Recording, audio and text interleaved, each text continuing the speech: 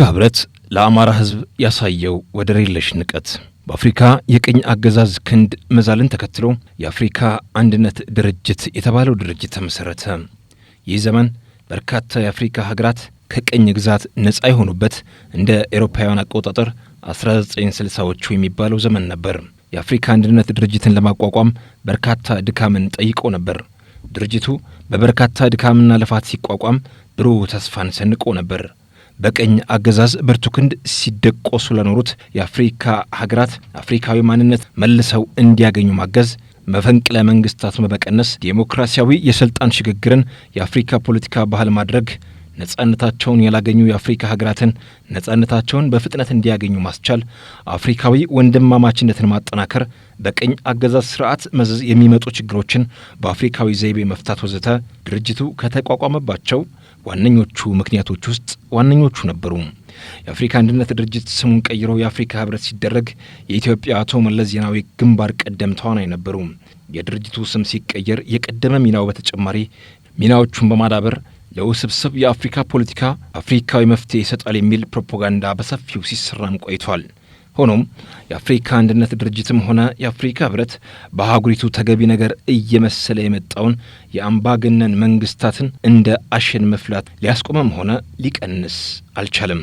ይልቅስ አምባገነኖቹ የአፍሪካ መንግስታት በአምባገነንነታቸው ላይ መንግስታዊ ወንጀለኝነትን ደርበው በየዓመቱ ለአፍሪካ ህብረት ስብሰባ ከመታደም የከለከላቸው የለም። ማን ከማን ተሽሎ ማንን ሊወቅስ ይችላል? በተግባር ካለው ነባራዊ ሀቅ በመነሳት ድርጅቱ የአፍሪካ ህብረት ከመባል ይልቅ የወንጀለኛ አምባገነን መንግስታት ጀማ ቢባል ግብሩን የሚገልጽ ስም ነው። የአፍሪካ ህብረት ተቋቋምኩለት ከሚለው ዓላማ አንዱንም በቅጦ ሳያሳካ እንዲሁ ዕድሜ ብቻ እያስቆጠረ ተቀምጧል። ህብረቱ የሚያውቀው አንድ ነገር ቢኖር በአህጉሪቱ መፈንቅለ መንግስት የተከሰተባቸው ሀገራትን ከህብረቱ አባልነት አግጃለሁ ማለት ብቻ ነው። ከዚህ ባሻገር ሲያደርግ የሚታየው ነገር የለም። እውነተኛ መፍትሄ ማምጣት የሚፈልግ ቢሆን ኖሮ መፈንቅለ መንግስት ያደረጉ ሀገራትን ከአባልነት ከማገዱ በዘለለ መፈንቅለ መንግስታቱን ምን አመጣው ብሎ በምክንያቱ ላይ መነጋገርና መፍትሄ ማበጀት ያስፈልግ ነበር። በአሁኑ ወቅት በአፍሪካ የመፈንቅለ መንግስት ክስተቶች መበራከታቸው ከ1970ዎቹ ጊዜ ጋር እየተቀራረበ ነው። ምዕራብ አፍሪካ እንደ ኤሌክትሪክ በሚቀጣጠል የመፈንቅለ መንግስት ትርኢት ተሞልቷል። ስሜቱ ወደ ቤኒን ተሻግሮ ከሰሞኑ ያልተሳካ የመፈንቅለ መንግስት ሙከራ ተመዝግቧል። የመፈንቅለ መንግስታቱ ሙከራ መበራከት ዋነኛው ምክንያት ስልጣን ላይ ያሉ መንግስታት በዲሞክራሲ ምርጫ ስልጣን ለመልቀቅ ፍላጎት የሌላቸው መሆኑ ነው። ከሰሞኑ በታንዛኒያ የተደረገው ምርጫ ተብዬ ነገር ተከትሎ የተነሳው ውዝግብ ለአፍሪካ ህብረት ምንም ችግር ያለው ነገር አይደለም። በታንዛኒያ ተቃዋሚዎቿን ሁሉ አስራና አሳዳ ብቻዋን የተወዳደረችውና ተመረጥኩኝ ያለችው ፕሬዝዳንቷ ሳሚያ ከምርጫው በኋላ የበርካቶችን ተቃዋሚዎቿን እንደማፍሰሳለች። ቃለ መሐላ ያደረገችው በሀገሪቱ ማህበራዊ ሚዲያዎችን ዘግታ በድብቅ ነበር። ሌላው ቀርቶ ህዝቡ በቅኝ አገዛዝ ነጻ የወጣበትን ቀን እንኳን አደባባይ ወጥቶ እንዳያከብር ተከልክሏል። ይህ ሁሉ ያደረገችው ወንጀለኛና አምባገነን መሪ በምርጫው 98 በመቶ ድምፅ እንዳገኘች ኮራ ብላ ትናገራለች።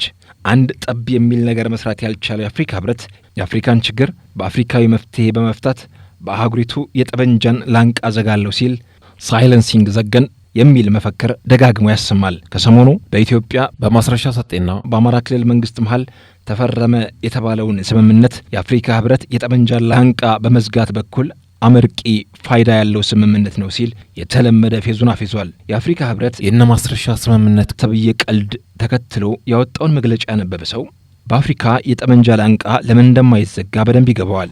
ከማስረሻ ጋር የተደረገው ስምምነት በኢትዮጵያ ዘላቂ ሰላም ለማምጣት ሁነኛ እርምጃ ነው ይላል የአፍሪካ ህብረት አስገራሚ መግለጫ።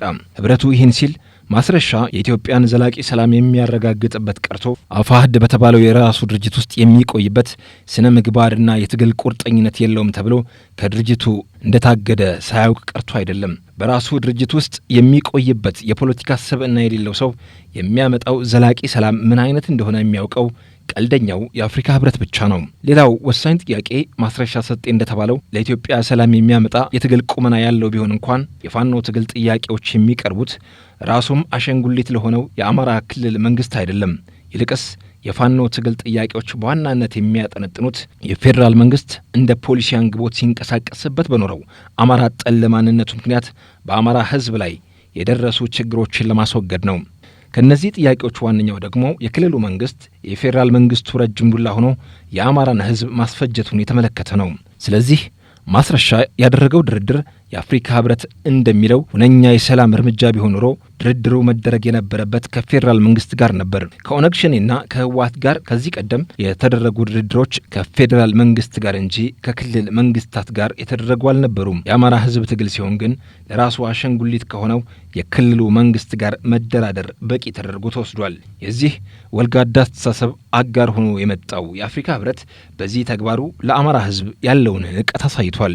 የትግራይ ጦርነት የተቋጨበትን የፕሪቶሪያ ስምምነት ለማድረግ የአፍሪካ ህብረት በብርቱ አሳስቦት ኦሉሴጉን ኦባሳንጆ የተባሉትን ጉምቱ ፖለቲከኛ በአጋፋሪነት አሰልፎ ነበር። ያም ሆኖ የትግራይ ልሂቃን የተሻለ ሰው ይገባናል ሲሉ አጉረምርመው ነበረ። ከኦነግ ሸኔ ጋር ታንዛኒያ ላይ የተሞከረው የድርድር ሙከራም ከኢትዮጵያ ፌዴራል መንግስት ጋር የተደረገና በእጅጉ የታሰበበት ነበረ። ወደ አማራ ህዝብ ትግል ሲመጣ ግን የኦሮሞ ብልጽግና መራሹ መንግስት የማስረሻ ቡድን የፌዴራል መንግስቱን ትኩረት የማይመጥን በመሆኑ የፌዴራሉ መንግስት ከፈጠረው አሸንጉሊት መንግስት ጋር እንዲደራደር አድርጎ በአማራ ህዝብ ላይ ያለውን ንቀት አሳይቷል። የአፍሪካ ህብረትና ኢጋድ ደግሞ የንቀቱ ተባባሪዎች ሆነው ተሰልፈው በአማራ ህዝብም በኢትዮጵያም ህዝብ ላይ ታላቁን ምጸት ተናግረዋል። ተሳልቀውና ምጸቱ ወደ አፍሪካ ደረጃ አድጎ ከማስረሻ ጋር የተደረገው ፌዝ በአፍሪካ የጠመንጃ ላንቃ ለመዝጋት አይነተኛ እርምጃ ነው ብሏል የአፍሪካ ህብረት። የአፍሪካ ህብረት ከማስረሻ ጋር ተደረገ የተባለውን ስምምነት አስመልክቶ ያወጣው መግለጫ የህብረቱን ማንነት እስከዛሬ ያልተረዳ ካለ በእጅጉ እንዲረዳው የሚያደርግ ነው። መግለጫው በርግጥ ከዚህ ቀደም የህብረቱን ማንነት የተረዳ ለሚመስለው ሰውም ቢሆን የቀደመ መረዳቱ የህብረቱን የዝቅጠት ደረጃ በመረዳት በኩል አዲስ እውቀት ሳይጨምርለት አይቀርም። የአፍሪካ ህብረት አህጉራዊ ድርጅት እንደመሆኑ መጠን የየክልል መንግስታት በሚያደርጉት ስምምነት ላይ ዋነኛ አጋፋሪ ነኝ ሲል መገኘት አልነበረበትም። የአማራ ክልልን የሚመራው አሸንጉሊት አስተዳደር በምግባረ ብልሽነቱ ከድርጅቱ የተባረረውን ማስረሻ ሰጤን ለአዲስ አሸንጉሊትነት ሲያፈራረም በፌዴራል መንግስቱ ታዞ እንደሆነ የአማራ ክልል መንግስትን እንደ አሽከር የሚያዘው የፌዴራል መንግስት የአፍሪካ ህብረትን ለድርድሩ ድምቀት ሲል ተለማምኖ እንዳመጣውም ግልጽ ነው። ትልቁ ጥያቄ ግን የፌዴራል መንግስቱን ትኩረት ለማግኘት ያልመጠነው ድርድር የአፍሪካ ህብረትን ትኩረት ያገኘው በየት በኩል አልፎ ነው የሚለው ነው። የሆነ ሆኖ ከማስረሻ ሰጤ ጋር ተደረገ የተባለው ድርድር ሁለመና የሚያሳየው የአማራ ፋኖ ትግል የፌዴራል መንግስትን ቀልብ የሚያሳጣ ሽብር ውስጥ እንደከተተው ነው። ነገሩ የአፍሪካ ህብረት ተብየው የአፍሪካን ችግር በአፍሪካዊ መፍትሄ እፈታለሁ ቢለም በተግባር ግን በአፍሪካ ችግሮች ላይ ተደራራቢ አፍሪካዊ ችግሮችን በመጨመር የበለጠ አወሳስቦ እየተበተባቸው እንደሆነ ነው። ህብረቱ በአፍሪካ ችግሮች ላይ የሚጨምራቸው አፍሪካዊ ችግሮች አሁን እንዳደረገው ያለ ራስን ማታለል፣ በህዝብ ጥያቄዎች ማፌዝና የራስን ውሸት የማመን አባዜዎች ናቸው። እንደዚህ ባለው ፌዝና ስላቅ ላይ የሚዘጋ የጠመንጃ ላንቃም ሆነ የአፍሪካ ችግር አይኖርም።